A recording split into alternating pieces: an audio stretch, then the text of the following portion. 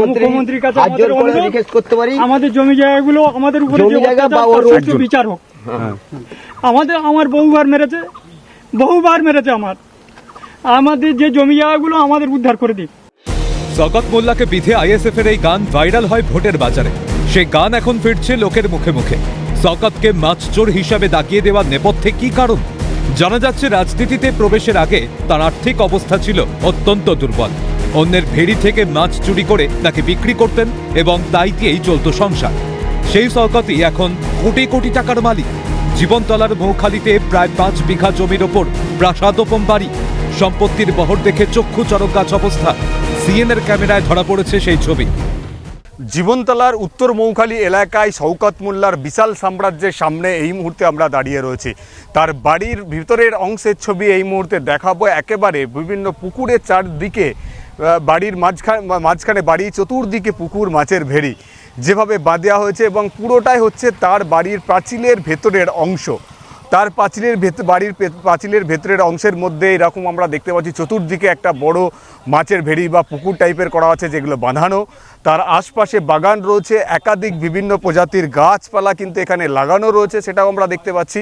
5 বিঘেরও বেশি জায়গা জুড়ে কিন্তু পুরো তার এই বিশাল সাম্রাজ্য, যেটা কিন্তু আমরা এই চত্বরে এসে আমরা দেখতে পাচ্ছি। এই যে পার্টি অফিস, সেটা কিন্তু তিনি চালাতেন এই জায়গায়। তিনি তার রাজনৈতিক কর্মকাণ্ড তিনি কিন্তু চালাতেন এই জায়গা থেকে। সেখানে বহু মানুষজনের যাতায়াত ছিল। এখানে বসে তিনি তার সমস্ত রাজনৈতিক রণকৌশল সেটাও ঠিক করতেন।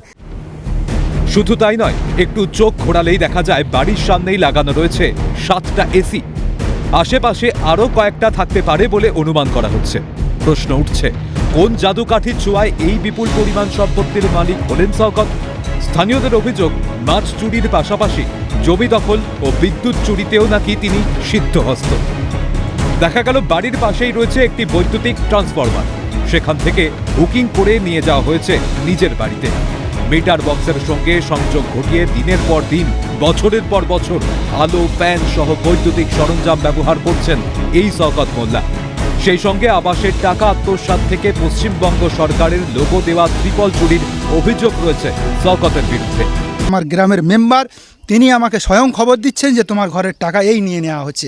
আমার ঘরের মেম্বার শওকত মোল্লার অধীনেই কাজ করে। এই ত্রিপল সাধারণ মানুষরা পায়নি, সেখানে দুর্নীতি হয়েছে, অথচ এই ত্রিপল দিয়ে বাড়ির পাশের কিছু জিনিস ঢাকা রয়েছে।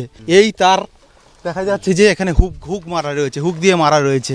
এতদিন পর্যন্ত অনেকের মুখে শোনা গেছে যে মাছচোর এনএইচআরসি খ্যাত কুখ্যাত দুষ্কৃতীকে, কিন্তু এখন দেখা যাচ্ছে এনএইচআরসি খ্যাত কুখ্যাত দুষ্কৃতী শওকত মোল্লা শুধু মাছচোর নয়, বিদ্যুৎ চোরও বটে। কতটা জায়গা ছিল কার্যালয়ের জায়গাটা? কতটা? 15 শতক জায়গা আমার কাছ থেকে নিয়ে আসে জোর করে নিয়ে নিয়েছে। হ্যাঁ, 15 শতক জায়গা। টাকা পয়সা দেয়নি? না, টাকা পয়সা দেয়নি।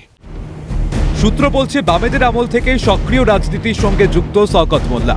পরে তৃণমূল কংগ্রেসে যোগ দেন এবং ধীরে ধীরে দক্ষিণ 24 পরগনার ক্যানিং ও তৎসংলগ্ন এলাকায় নিজের আধিপত্য বিস্তার করেন। অভিযোগ উঠছে, উত্তর মৌখালীর বাসিন্দা কাশেম আলী মোড়লের পারিবারিক জমিতে থাবা বসিয়েছেন শওকত মোল্লা। দখল করে বানিয়েছেন বাগান, ভেড়ি। তবে প্রতিবাদ করার জো ছিল না। তাহলেই দেখতে হবে রক্তচক্ষু, মারধর, হুমকি, বাদ যায়নি কিছুই। শুধু শওকত নয়, সমান তালে অত্যাচার চালিয়ে গেছেন তার স্ত্রীও। এমনকি মিথ্যে কেস দেওয়ার ভয়ে পুলিশের কাছেও নালিশ জানানোর উপায় ছিল না। ভাঙড়ের ত্রাস এবার পাকে পড়তেই মুখ খুললেন মোড়ল পরিবারের সদস্যরা। শওকতের বাড়িতে এনআইএর পা পড়তেই খুশি সকলে। কড়া শাস্তির আবেদন জানিয়েছেন তারা। তদন্তের দাবি জানিয়েছে বিজেপি নেতৃত্ব। এগুলো আমার ভাইয়ের জমি, আমার বাবার জমি। হ্যাঁ, ওই পারে জমিটা আমার জমি, আমি আমার ওয়ারিসদের কাছে কিনেছি। ওই জায়গায় আমার এই 4 বছর 5 বছর আমার চাষ করতে দেয় না। চাষ করতে দেয় না। যতবার নামি, যতবার চেষ্টা করি, ওখান থেকে দাঁড়িয়ে ওই আমার জায়গার উপরে দাঁড়িয়ে, আমার বাবার জায়গার উপরে দাঁড়িয়ে আমাদের হুমকি দেবে। মেরেছে নাকি? বহুবার মেরেছে। আমার অন্তত 10 বার যায়নি এই জায়গা করে। এইখানে দাঁড়িয়ে বলো, পুলিশের কাছে যায়নি, ভয়তে যায়নি, জীবন বাঁচানোর গেলে বলবে ওর কাছে কি আমি অংশ মিথ্যা কেস দিয়ে দেবে। আজকে তোর বাড়িতে এনআইএ এসেছে, দেখেছেন, শুনেছেন নিশ্চয়ই? হ্যাঁ, শুনছি। কি শাস্তি চাই? আমরা শাস্তি চাই, মানে এমনই শাস্তি চাই যেন ও দ্বিতীয়বার এরকম কাজ না যেন করতে পারে, মানুষ রূপে বেঁচে থাক। শওকত মোল্লার স্ত্রীও মারধর করতো। বাবা, ওর হাতে বড় লাঠি থাকে, প্রচুর ডাকাত আছে, পুলিশের লাঠি, এত বড় ডাকাত। মেয়েকে ওই লাঠি দিয়ে আমাকে মারছে, আর মেয়েকে মারছে 10টা ছেলে মিলে। তিনি কিভাবে এই টাকা সঞ্চয় করেছে পূর্ণাঙ্গ তদন্ত হোক। আইনের বাইরে কেউ নয়। দিনের পর দিন চলছে ক্ষমতার আস্ফালন। রাজ্যে পালাবদল ঘটতেই নাকি বিজেপিতে নাম লেখানোর চেষ্টা করছেন শওকত। বাড়ির দেওয়ালে ইতিমধ্যেই চড়েছে গেরুয়া রং। তাই মুখ্যমন্ত্রীর কাছে তাদের আবেদন, শওকত মোল্লাকে যেন কোনোভাবেই দলে না নেওয়া হয়। পার্টির মধ্যে না যেন ওর ঢুকায়, ওর মুখ্যমন্ত্রীর কাছে এইটুকু হাত ধরে কোনোভাবে বিজেপিতে না না না না মুখ্যমন্ত্রীর কাছে তাদের অনুরোধ, যেভাবে হোক তাদের দখল করে নেওয়া এই জায়গাগুলো ফিরিয়ে দেওয়ার ব্যবস্থা করুক মুখ্যমন্ত্রী শুভেন্দু অধিকারী।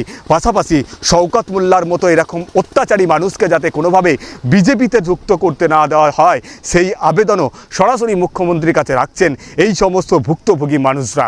ক্যামেরায় সমীরনের সঙ্গে মফিজুল ইসলাম, ক্যালকাটা নিউজ, ক্যানিং।